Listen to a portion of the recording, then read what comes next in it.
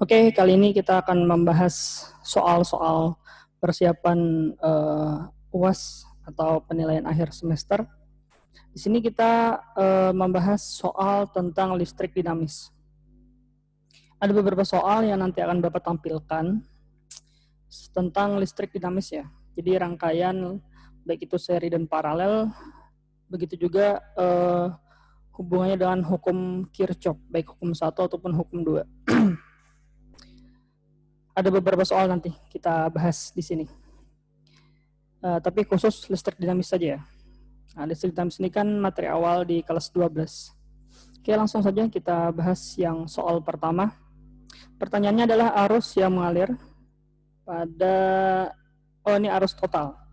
Arus total itu artinya resistornya harus kita gabung keseluruhan, sumber tegangannya pun harus kita gabung keseluruhan.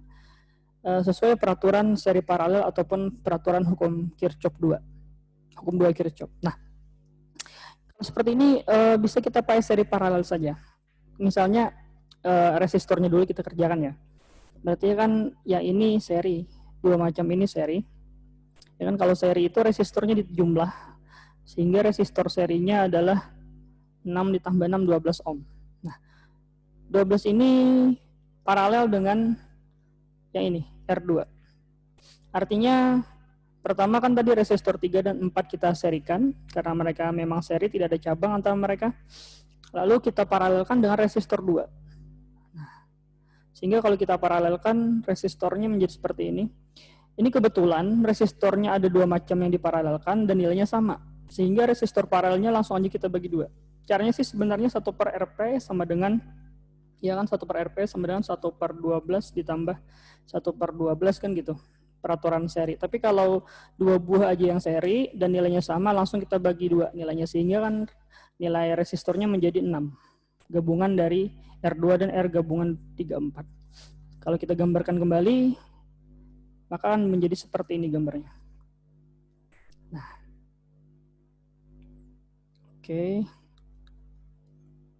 oke. Nah, ini tadi kan nilainya adalah 4 ohm. Pada resistor 1 ini adalah resistor gabungan 2, 3, 4. Hasilnya adalah 6 ohm, ya kan? Di sini sumber tegangannya 5 volt, yang ini sumber tegangannya 15 volt. Sumber tegangan itu kalau seri bisa dijumlah, bisa diselisih. Tinggal kita lihat positif dan negatifnya. Panjang ini positif, pendek negatif, panjang juga positif, pendek negatif. Karena memang ini adalah sumber tegangan DC atau direct current, arus searah. Nah, kita lihat ini positif bertemu dengan negatif. Artinya tegangan atau sumber tegangan 1 dan sumber tegangan 2 ini bisa kita jumlah, kita tambah. Karena positif tegangan 2 bertemu dengan negatif tegangan 1. Nah, jadi dijumlah. Sehingga kalau kita totalkan, totalnya menjadi 20 volt. Karena 5 ditambah 15. Nah, sedangkan resistornya ini kan 4 dan 6 ini sudah menjadi seri, ya kan? Sehingga resistornya ini kita tambahkan, karena dia seri. Sehingga resistor totalnya adalah 4 ditambah 6 adalah 10 ohm. Maka arus yang mengalir pada rangkaian ini, tapi arus total, sumber tegangan total dibagi dengan resistor total. Karena kita mencari arus total. Sehingga 20 dibagi 10, 2 ampere.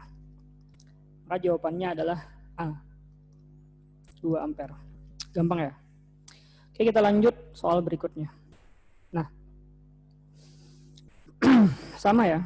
Jadi ini kita mencari arus pada 3 ohm. Nah, gini. Ketika ada soal mencari arus pada resistor masing-masing atau komponen resistor yang bukan total. Nah, syarat pertama kita harus mencari resistor total. Baru kita cari arus total. Nah, barulah kita bisa mendapatkan arus di masing-masing komponen. Nah, jadi syarat pertama step pertama kita cari resistor total. Nah, resistor total. Coba kita lihat, 3 dan 6 ini paralel ya. 3 dan 6 ini paralel ya kan. Ini paralel ya kan. Nah, sehingga kita cari R paralelnya. Pakai sub-RP boleh. 3, boleh super-RP, boleh cara cepat. Asal dua macam aja paralelnya. Kalau cara cepat gini, 3 dikali 6 dibagi 3 ditambah 6. Ini cara cepatnya. Syaratnya harus 2 aja yang paralel. Berarti kan nilai resistor paralelnya adalah 3 kali 6. 18 dibagi 9 berarti 2 ohm. Nah, maka nilai resistornya adalah 2 ohm ya. Nah, kalau kita telik lagi, ini sudah menjadi 1, ya kan, akhirnya seri dengan yang 2 ohm. Kalau kita gambar kembali, seperti ini gambarnya. Ke samping saja. Nah, gambarnya menjadi seperti ini. Ini kan sudah menjadi 2 ohm, ya kan. Di sini tadi nilainya juga 2 ohm. Nah, sumber tegangannya adalah 12 volt. Nah, kita lihat resistor totalnya kalau sudah seperti ini kan seri, maka nilainya adalah 2 ditambah 2, maka 4 volt. Oke, sumber tegangan totalnya adalah 12. Ini cuma satu sumber tegangan, sehingga kalau kita mencari arus total, sama kayak tadi, I sama dengan E total per R total. Maka nilainya adalah 12 bagi 4, 3 ampere. Ini adalah arus total atau arus yang mengalir di semua komponen pada rangkaian kedua ini. Artinya arus yang mengalir di sini 2 ampere, yang mengalir di sini pun 2 ampere. Tapi kalau arus yang mengalir di 3 itu berbeda. Nah, kita kembali ke rangkaian awal. Sekarang Bapak gambar. Misalnya Bapak namakan ya. Oke. Misalnya ini kita namakan R1, ini kita namakan R2, sehingga arus yang mengalir di sini adalah I1, dan arus yang mengalir di sini adalah I2. Nah, R1 tadi kan 3 ohm, R2-nya adalah 6 ohm. Nah,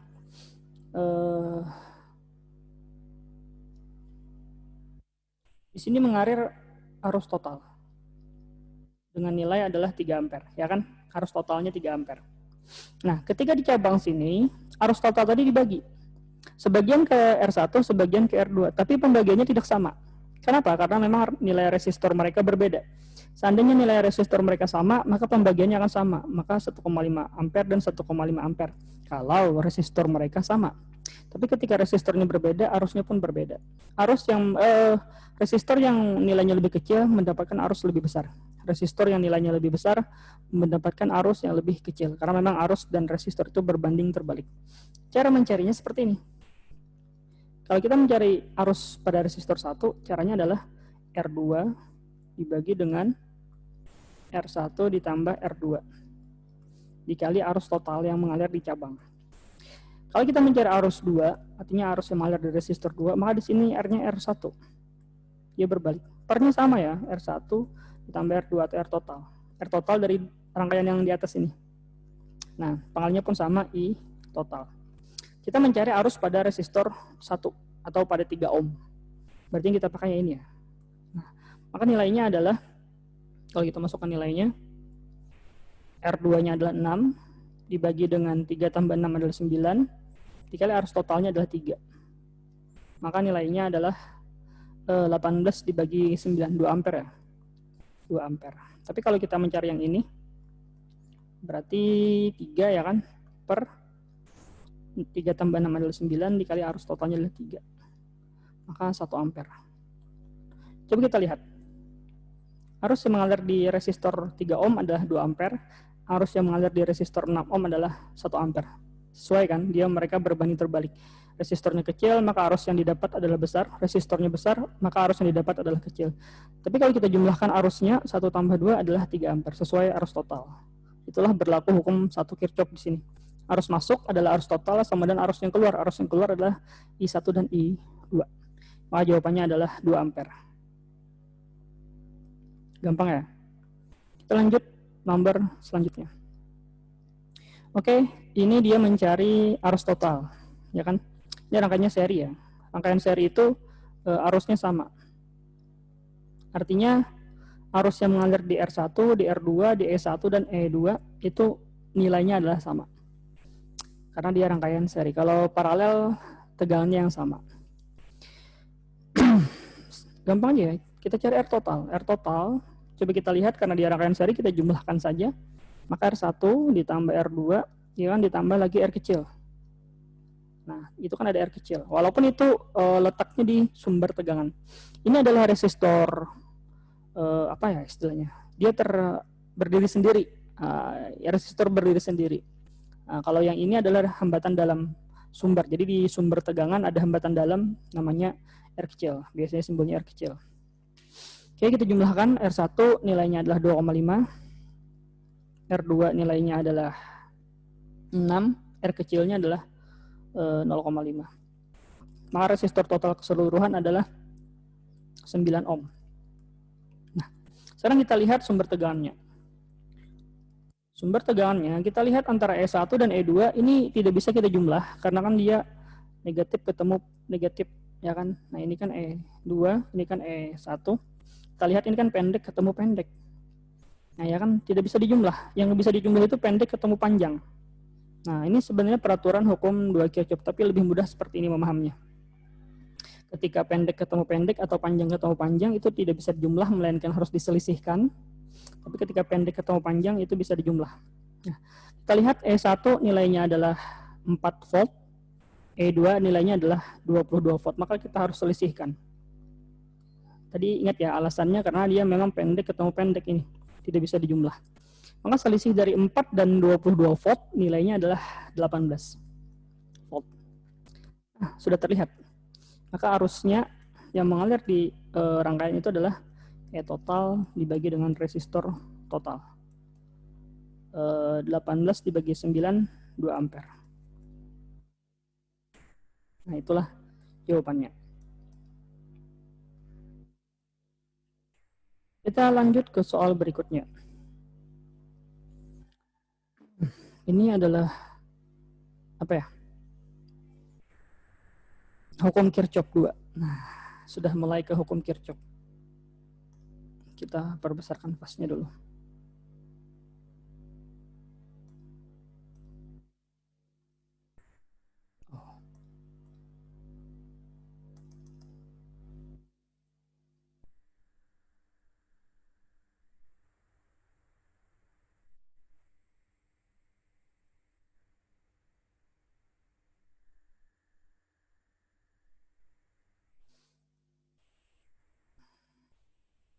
Oke.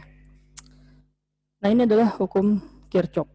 Tidak bisa kita menggunakan rumus seri dan paralel. Kenapa? Karena memang di sini pertama E-nya ada 2, ya kan, E-nya ada 2. Yang kedua, antara E1 dan E2 ini tidak bisa diserikan. Berarti kita harus menggunakan rumus atau hukum Kirchhoff. Nah, lebih mudahnya gini.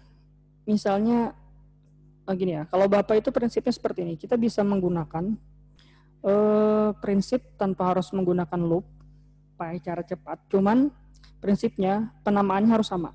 Nah, jadi penamaannya harus sama. Nah, ini adalah cabang. Cabang ini biasanya Bapak anggap sebagai batas penamaan. Artinya dari sini sampai sini itu harus satu penamaan. Dari sini sampai sini harus satu penamaan. Dan dari sini sampai sini harus satu penamaan.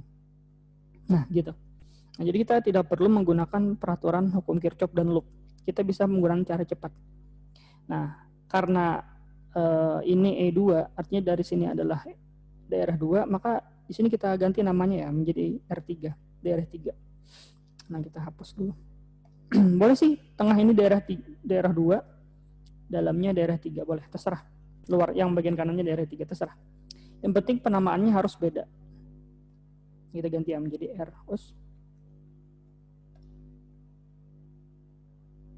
Kita ganti menjadi R3. Di dalam kita menjadi R3. Maka R3-nya adalah 4 ohm.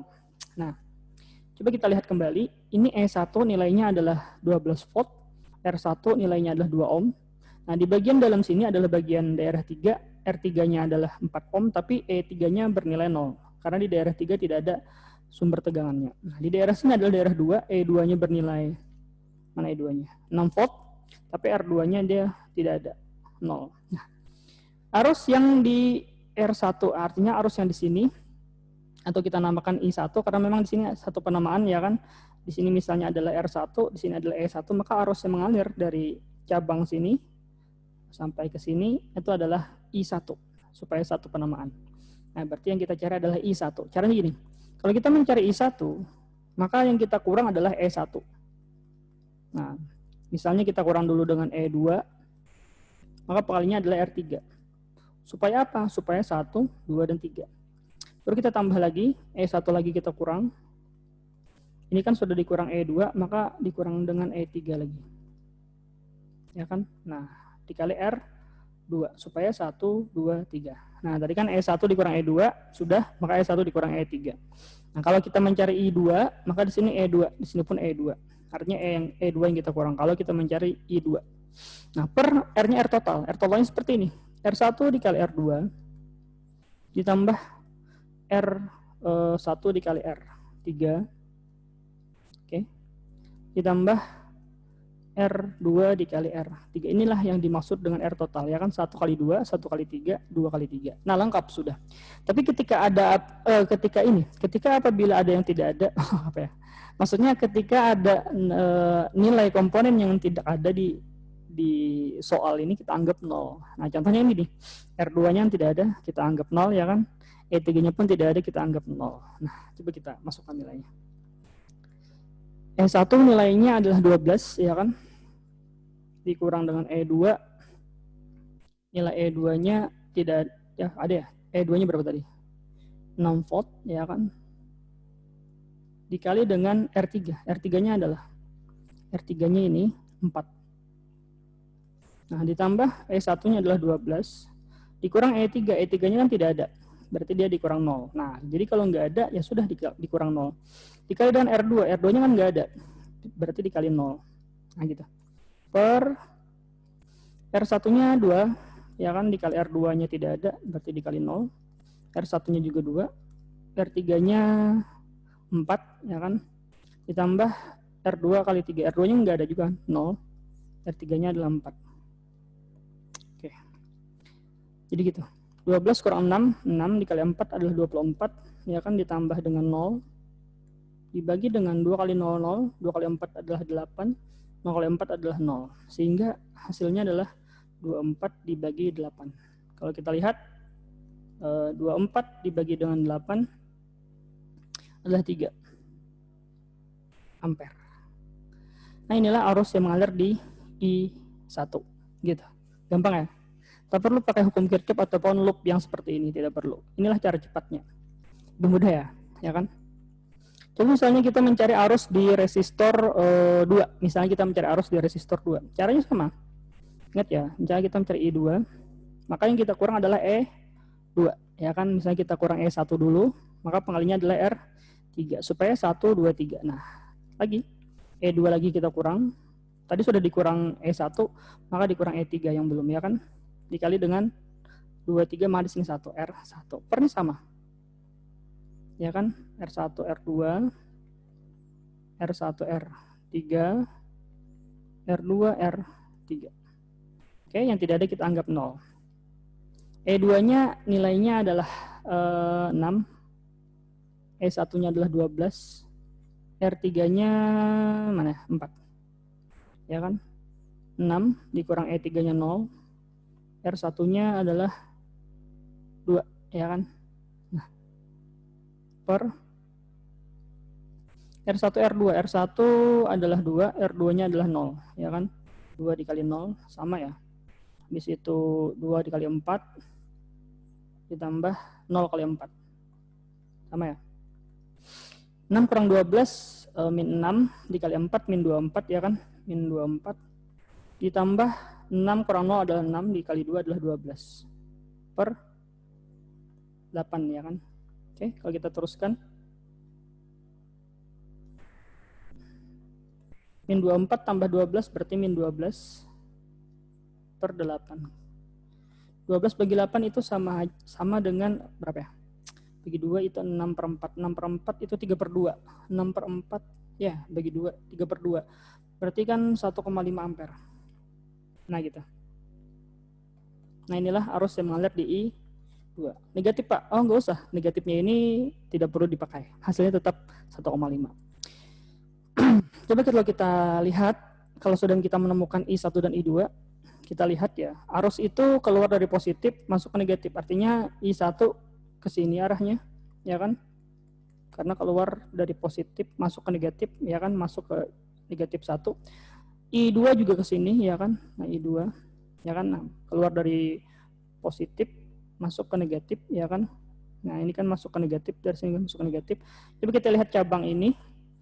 Cabang di sini I1 dan I2-nya keluar cabang. Maka I3 nggak mungkin keluar cabang, berarti I3 masuk cabang.